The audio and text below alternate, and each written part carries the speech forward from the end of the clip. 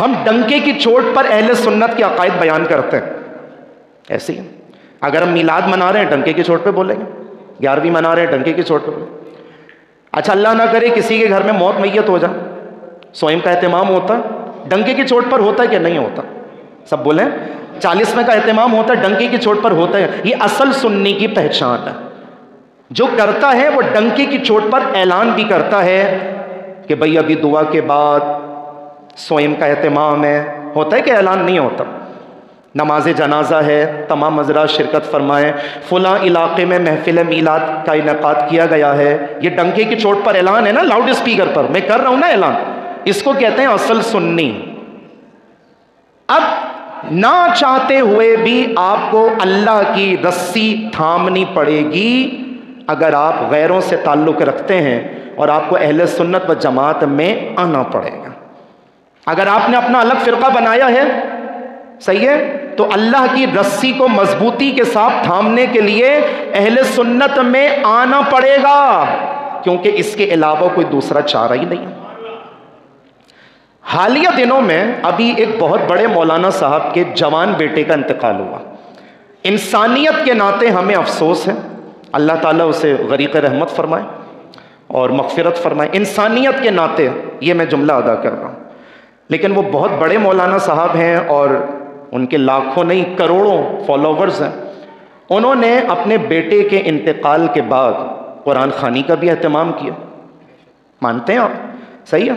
اچھا قل خوانی کا بھی اہتمام کیا. اچھا نماز جنازہ کے بعد دعا بھی مانگی. آ رہے ہیں اہل سنت و جماعت کے اندر. بس فرق یہ ہے کہ ہم ڈنکے کی چوٹ پر اعلان کرتے ہیں, وہ چھپ چھپا کے کرتے ہیں, لیکن کرتے ضرور ہیں. سوئم کا اہتمام ہوا, ایصال ثواب کا معاملہ ہوا, 10واں ہوا, 40واں ہوا, جو بھی آپ نام دیں. اور جب ان کے ماننے والوں نے یہ کہا کہ حضرت یہ تو ہمارے فرقے میں جائز ہی نہیں ہے, تو انہوں نے بھرے مجمع میں روتے ہوئے اعلان کیا کہ یہاں میرا بیٹا جوان مرا ہے اور ہمارے لوگوں کو حلال اور حرام کی بحث میں پڑے ہوئے ہیں کہ کل خوانی حلال ہے یا حرام ہے, سوئم کرنا حلال ہے یا حرام ہے, 40واں کرنا حلال ہے یا حرام ہے, ایصال ثواب کرنا, نماز جنازہ کے بعد دعائے مغفرت کرنا حلال ہے یا حرام ہے. انسانیت ہونے کے ناطے ہمیں افسوس ہے, لیکن اصل میں بندہ یہ بات بالکل صحیح کر گیا ہے. اصل میں یہ بندہ بات بالکل صحیح کر گیا.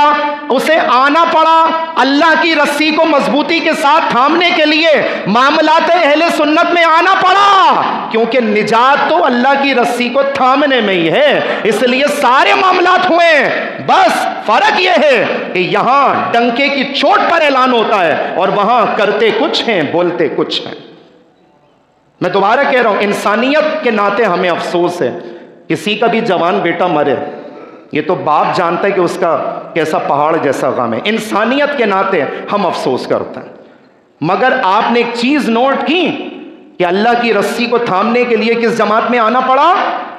اہل سنت. بس آپ آفیشلی اعلان نہیں کر رہے.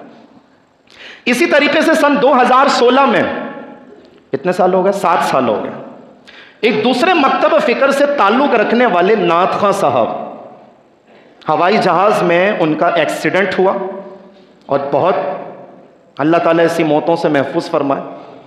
کہتے ہیں وہ ڈیڈ باڈی بھی بڑی مشکل سے جمع ہوئی, جو پارٹس بنے تھے نا. انسانیت ہونے کے ناطے ہمیں اس چیز پر افسوس ہے, صحیح ہے. مگر میں آپ کو جو پوائنٹ سمجھا رہا ہوں نا آج, وہ ذرا ٹھنڈے دماغ سے سمجھیے گا. نعت خوانی کرنا اور ڈنکے کی چوٹ پہ نعت خوانی کرنا اور صلاۃ و سلام پیش کرنا اور اعلیٰ حضرت کا سلام, مصطفیٰ جان رحمت پہ لاکھوں سلام پڑھنا کس جماعت میں ہوتا ہے؟ اہل سنت. تو وہ نعت خواں مرحوم صاحب جب یہ سارے معاملات کر رہے تھے, صحیح ہے, تو وہ بولتے کچھ تھے اور کرتے کچھ تھے. یہاں ڈنکے کی چوٹ پر اعلان ہوتا ہے کہ عید کی نماز کے بعد صلاۃ و سلام پڑھ کے جائیے. کرتا ہوں ہر سال اعلان, ایسا نہیں ہے کہ میں صلاۃ و سلام کی مخالفت میں تقریر کر رہا ہوں, لیکن جب مجھے پیسے دے کر بلوایا جائے تو میں اولاً جو ہے نا وہ پہلے تلاوت بھی کروں، پھر میں حمد بھی پڑھوں، پھر میں نعت بھی پڑھوں، پھر اعلیٰ حضرت کا کلام لم یاتی نذیر و کفی نظرم بھی پڑھوں، پھر میں اعلیٰ حضرت کا صلاۃ و سلام بھی پڑھوں، اور دوسرے والے لوگ جب پیسے دے کے بلوائیں میں کہوں کہ بھائی یہ غلط ہے وہ غلط ہے، تو وہاں جو آپ کر آئے تھے وہ کیا تھا؟ وہ بندہ سمجھدار تھا، سمجھ گیا کہ اگر تمہیں نجات چاہیے نا تو اللہ کی رسی کو تھامنے کے لیے کس جماعت میں آنا پڑے گا؟ اہل سنت و جماعت میں آنا پڑے گا۔